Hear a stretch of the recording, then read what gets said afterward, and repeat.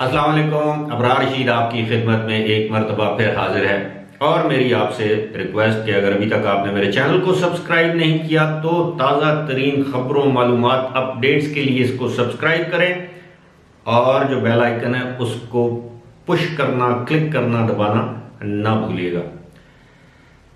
सूरत हाल ये है कि अब यूएई में दो किस्म की वैक्सीन अवेलेबल है, दोनों की दोनों मुफ्त हैं। एक साइनोफार्म जो कि चाइना और यूएई के तावन से बनाई गई है और दूसरी फाइजर बायोएनटेक जो कि अमेरिका और जर्मनी के तावन से, दो कंपनियों के तावन से बनाई गई है और इसको दुबई में अवेलेबल कर दिया गया है बिल्कुल मुफ्त। इस हवाले से मैं वीडियो तो कर चुका हूं। मेरा असल मौजू है आज कि जनाब पाकिस्तान में ये वैक्सीन कब अवेलेबल होगी और एक मखसूस माफिया इस वैक्सीन को इंपोर्ट करके अवाम को लूटने के लिए पर तोल नहीं रहा बल्कि बिल्कुल तैयार बैठा है। अब आप सोच रहे होंगे कि मैंने लफ्ज़ माफिया का इस्तेमाल क्यों किया है, क्योंकि आजकल पाकिस्तान में माफिया का लफ्ज़ जो है रिवाज बन गया है। आपको मालूम होगा जब चीनी का बहरान आया तो एकदम से 55 रुपये से चीनी 80 और 80 से 105 और 110 रुपये हुई, तो एक मखसूस माफिया ने रातों रात अरबों रुपए कमाए।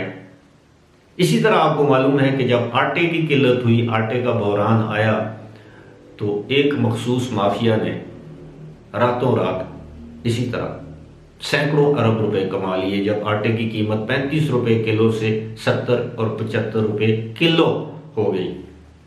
इसी तरह का एक माफिया जिसने पेट्रोल, जब हुकूमत ने पेट्रोल सस्ता किया तो उन्होंने पेट्रोल जखीरा कर लिया और पेट्रोल पूरे पाकिस्तान में शॉर्ट हो गया। और जब हुकूमत ने पेट्रोल की कीमतें बढ़ाई तो रातों रात इसी माफिया ने अरबों खरबों रुपए कमा लिए। इसी माफिया ने, जब अगर आपको याद हो, पाकिस्तान में जब कोविड की वबा नई आई तो मास्क को ब्लैक मार्केट में फरोख्त किया और 5 और 10 रुपए में मिलने वाला मास्क 100 रुपए में बेचा, 100 रुपए में मिलने वाला मास्क 3000 2000 रुपए में बेचा। सैनिटाइजर ब्लैक मार्केट हुए, यानी उनका काला कारोबार आप कह लें, वो उसमें लोगों ने खरबों रुपए कमाए। यहाँ तक कि डिटॉल शॉर्ट हो गया। जो डिटॉल की बोतल जो मिलती थी 60 रुपए की, वो 300 रुपए में नहीं मिल रही थी। मास्क नहीं मिल रहे थे, सैनिटाइजर्स नहीं मिल रहे थे। 2 नंबर सैनिटाइजर मार्केट में आ गए तो लोगों ने बड़ा पैसा कमाया। और इसके साथ साथ एक लेबोरेटरी माफिया था। जी हाँ, आपको याद होगा कि शुरू में कोरोना वायरस का टेस्ट, क्योंकि इन लेबोरेटरियों ने किट्स मंगवा ली थी, तो कोरोना वायरस का एक एक टेस्ट उसकी कीमत वसूल की जाती थी 12 से 15 हजार रुपए, और वो टेस्ट भी काबिल एतमाद, काबिल भरोसा नहीं था। फिर जब दुनिया की मुख्तलिफ एयरलाइंस ने, खासतौर पर जिक्र करूंगा एमिरेट्स एयरलाइंस ने, मुख्तलिफ इत्तेहाद वगैरह ने, इन्होंने पाकिस्तान में चंद लेबॉर्ट्रियों के नाम दे दिए कि सिवाय इन लेबॉर्ट्रियों के किसी और लेबॉर्ट्री का टेस्ट काबिल कबूल नहीं होगा।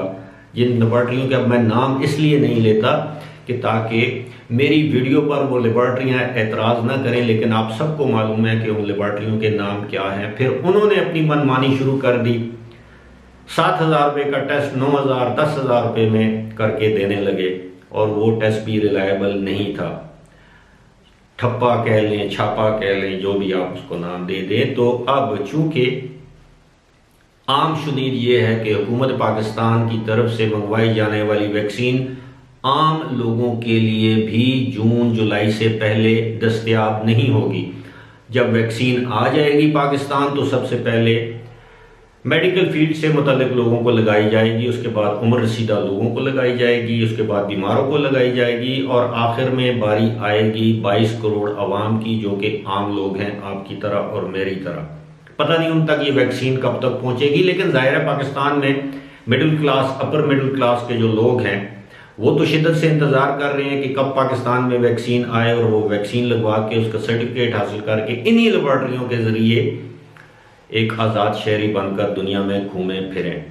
अब हो क्या रहा है कि अब बहुत सी पाकिस्तानी कंपनियां हैं, फार्मास्यूटिकल कंपनीज हैं, बहुत सी पाकिस्तानी लेबॉर्ट्रीज हैं जो कि हुकूमत से पहले ये वैक्सीन पाकिस्तान लाने की तैयारी में मसरूफ़ हैं, ताकि दोनों हाथों से इस गरीब कौम के अवाम को लूटा जा सके। कैसे?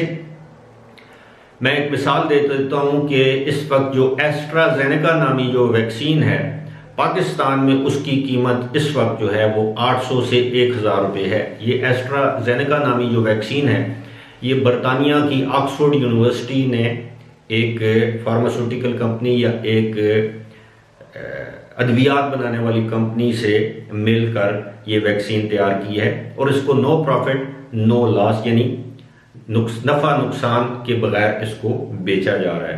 यानी इस पर जो लागत आई है उसी कीमत पर इसको फरोख्त किया जा रहा है। जबकि आपके इल्म में होना चाहिए कि जो दूसरी वैक्सीन है मॉडर्ना के नाम से जो अमेरिका में बनाई गई है वो वैक्सीन तकरीबन 6000 रुपये में दस्तयाब होगी पाकिस्तान में। इसी तरह जो तीसरी वैक्सीन है जो फाइजर बायोएनटेक है वो 8 से 9000 साढ़े 8000 रुपये में पाकिस्तान में दस्तयाब होगी।